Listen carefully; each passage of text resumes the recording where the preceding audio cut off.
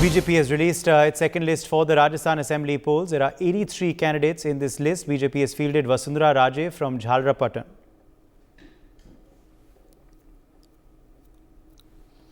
So 83 candidates named by the BJP today in this second list for Rajasthan. The BJP after their CC last evening releasing a second list for Rajasthan. 83 candidates in this second list. Remember, the BJP had released about 40 in the previous list, 41 in the previous list. That was the first list. So about a total of 120, 125 named by the party now for the elections. There are still about 75 names left for the BJP, which they will name perhaps in a third and possibly a fourth list. Vasundhara Raje, of course, the name that stands out in this list. She is going to be contesting once again from Jhalrapatan seat. Former Chief Minister Vasundhara Raje in the second list of the BJP. Other leaders who are figuring is former BJP State President Satish Punia. He has been fielded from Amer once again. Also Siddhi Kumari, Rajendra Rathore, these are some of the names which figure in this list. Also, in fact, in this list are Narpat Singh Rajbhi, whose constituency has been changed from Vidyadhar Nagar to Chittorgarh this time. Vishwaraj Singh Mewar, who joined the BJP just a few days back, has been fielded from Nathdwara this time around. Akshay Jaiswal is joining us for more details on this story. Akshay, the BJP releasing its second list for Rajasthan.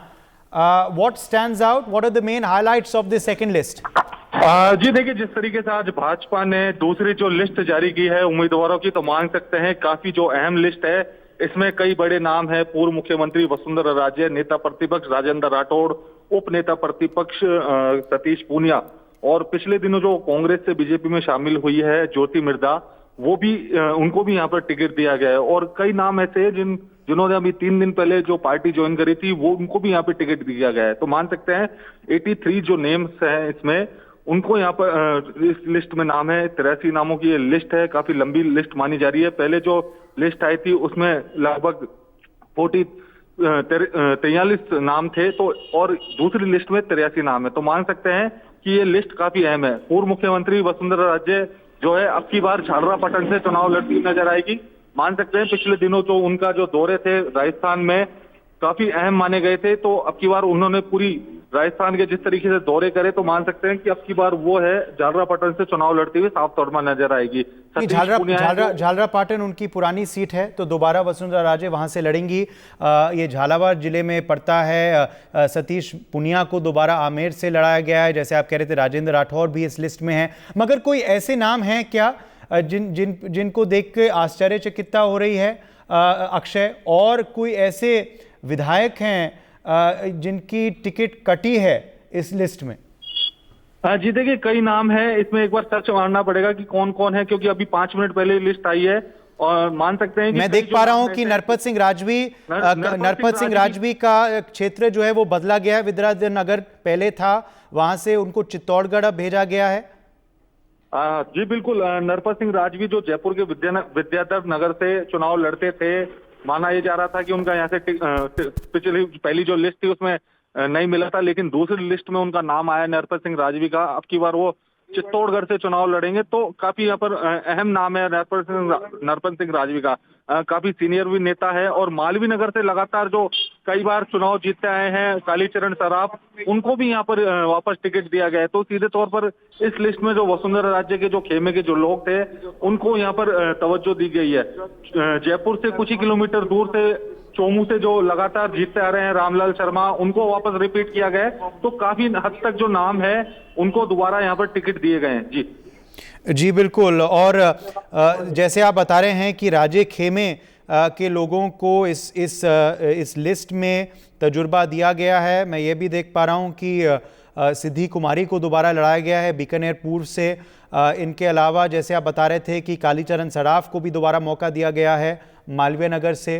अब कितने लगभग नाम बचे हैं जो शायद तीसरी या चौथी सूची में आएंगे? शायद 70-75 नाम अभी बचे हैं अभी भी अक्षय? जी देखिए, टुकड़ों में केंद्र जो है लगातार जो लिस्ट जारी कर रहा है। अब जो जयपुर की अभी कई पूरे जो नाम है अभी क्लियर नहीं हो पाए हैं। जयपुर की कई सीटों के नाम उन पे अभी प्रदेश भाजपा का संशय बना हुआ है कि किस तरीके से कौन होगा मजबूत कैंडिडेट उन सीटों पर, उनको किन लोगों को लड़ाया जाए चुनाव, तो उस पर अभी यहाँ पर संशय बना हुआ है।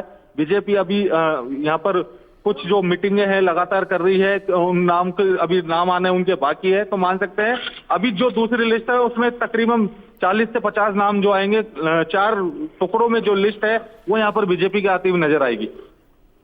जी अक्षय, मगर बड़ा सवाल ये है कि बीजेपी जो है दूसरी सूची जारी कर चुकी है। बीजेपी जो है लगभग 120 नामों की घोषणा कर चुकी है, मगर अब तक कांग्रेस की लिस्ट नहीं आई, एक भी नाम घोषित नहीं हुआ।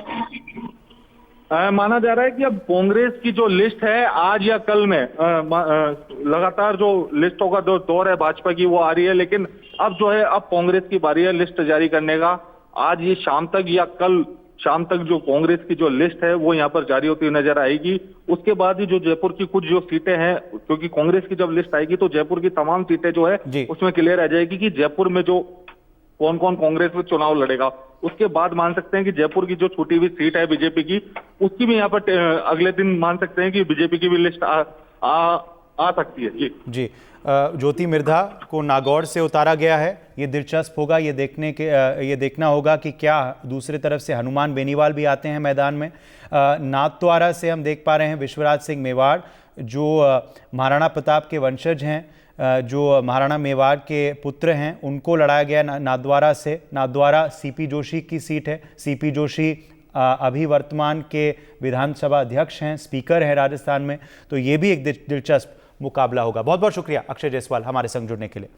For more such videos, subscribe to the NewsX YouTube channel, hit the bell icon.